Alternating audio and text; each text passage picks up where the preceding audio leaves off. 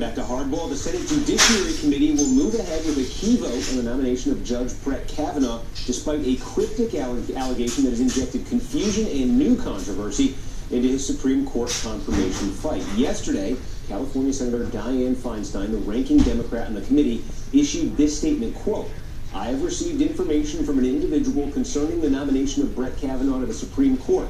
That individual strongly requested confidentiality, declined to come forward or press the matter further, and I have honored that decision. I have, however, referred the matter to federal investigative authorities." Two sources tell NBC News that the allegation was sexual in nature. The allegation was, quote, "not specific," and dates back to the judge's high school days in the early 1980s. In a statement shared by the White House, Justice Kavanaugh said, quote, or Judge Kavanaugh, said, quote, "I categorically deny and unequivocally deny this allegation. I did not do this back in high school or at any time." The White House also issued a statement defending the judge and the vetting process, quote, "Not until the eve of his confirmation has Senator Feinstein or anyone raised the specter of new information about him." Throughout 25 years of public service, the Federal Bureau of Investigation has thoroughly and repeatedly vetted Judge Kavanaugh. Now, the FBI has not opened a criminal investigation into the matter, but added a letter to the judge's background file. For more, joined by Beth, Fouhy, NBC News senior editor for politics, and Seung Kim, White House reporter for the Washington Post. Thank you both for being with us. Seung, let me just start with you in terms of it's very cryptic here. It sounds potentially explosive, but we don't know. What are the odds of finding out more about this? Well, the letter is not public, let's make it clear. The allegations haven't been substantiated publicly.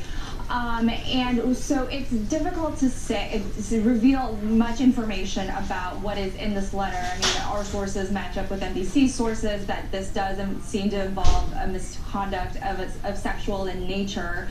But again, people are just not talking about it, and I think that Senator Feinstein, who's been really in the middle of all this, she has stressed in her public statements about the matter that she really wanted to protect the confidentiality required in the situation.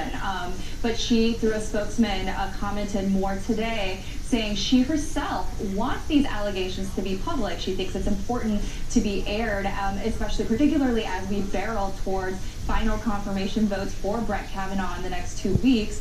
But she also stressed that the woman has made it clear that she does not want these accusations to be public. Now, that makes it very difficult for us, publicly to know more about these accusations. As you say, Judge Kavanaugh has categorically denied these allegations, and for now, that's what we can go with. Yeah, and it seems, Beth, just in terms of looking ahead to confirmation vote is next week, this has obviously been a contentious process, and in terms of whether this will have any bearing on that, we're in this moment right now. We don't know who the individual is. We don't know what the specific charge is. We have these reports of what it may be in nature. And she's saying, apparently, to Dianne Feinstein, she does not want to come forward.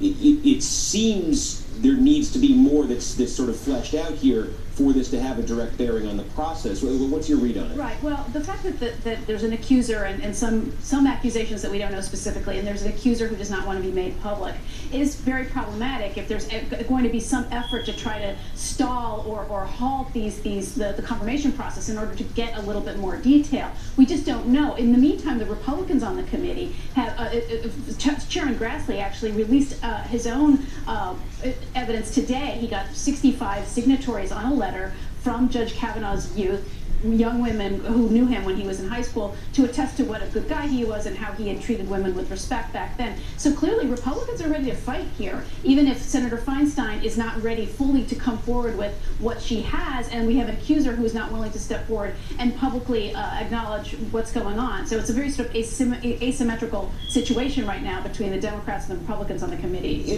And some of the reporting I've seen, I'm curious what you have heard about this, suggests that even among the Democrats, there may be some dissension in terms of how this was handled. This came to Senator Feinstein's attention over the summer, I believe through Congresswoman Anna Eshoo from California, and Feinstein didn't share this with her fellow Democrats or anybody else on the committee. Is that your understanding? So according to our reporting, yes, the letter was initially, according to our sources, the letter was initially sent to Congresswoman Anna Eshoo of California.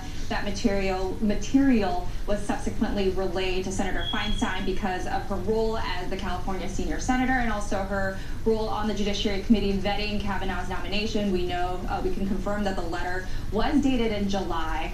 But the reason why this is coming up now is it just privately over the last several days, some of the Democrats on the committee had heard murmurings of some sort of a letter, that there was this existence of this mysterious letter that may or may not say something. So what happened was that they had asked Senator Feinstein for more details. She called this emergency last-minute meeting of Senate or Judiciary Committee Democrats just out the Senate chamber on Wednesday night to talk a little bit more about the matter. But at least publicly, I mean, I talked to some of the senators on the Democrats on the Judiciary Committee about just the handling of all this. Senator Patrick Leahy of Vermont, who is himself a former chairman of the Judiciary Committee, I asked him about how she has gone about this, and Senator Leahy told me that he absolutely supports how she has done this process. She's not out to do a smear job on anyone. She is just doing her job with integrity. Yeah, and Beth, it seems to raise a question here. I'm not sure how to answer it from Feinstein's perspective. If you're given this information, if you're given this letter, and the individual does not want to come forward, doesn't want to be connected with this, but it's given to you, how do you handle something like that? Right, and why it's suddenly emerging now, so late in the process. I mean, we've talked a lot about sort of comparing this to a Clarence Thomas situation where there was an accusation of sexual harassment that came fairly late in the process at that time as well, 1991, when he was very close to being confirmed for become a Supreme Court justice, and that opened up a whole enormous new avenue of questioning. But in that case, you had an accuser, Anita Hill, who stepped forward publicly. She made her very specific allegations in front of the Senate committee and took questions about it. Now, that doesn't seem to be the case here unless some change has happened this week, that this accuser is going to step forward and sort of, like, everything may change, kind of go off the rails with this nomination. We know the Republicans very much want him to be on the committee. This is, on the court. This is a much more partisan Senate than it was back in 1991. Back then, 11 Democrats voted for Clarence Thomas to confirm him even after Anita Hill came forward with her allegations. Now it's almost an entirely partisan process, but it doesn't look like the Democrats are really going to step out there and fight on this one unless we have an accuser ready to support, or Senator Feinstein decides to take things one step further and make these allegations public, and it doesn't seem that she wants to at this point. Okay, a very, very sort of hazy and confusing situation right here, obviously, but very, very high stakes, certainly politically, when it comes to the court. Beth, Fouhy, Seung, Kim, thank you both. And up next, now what? What does Paul Manafort's plea deal mean for the Russia investigation and for the president? You're watching Hardball.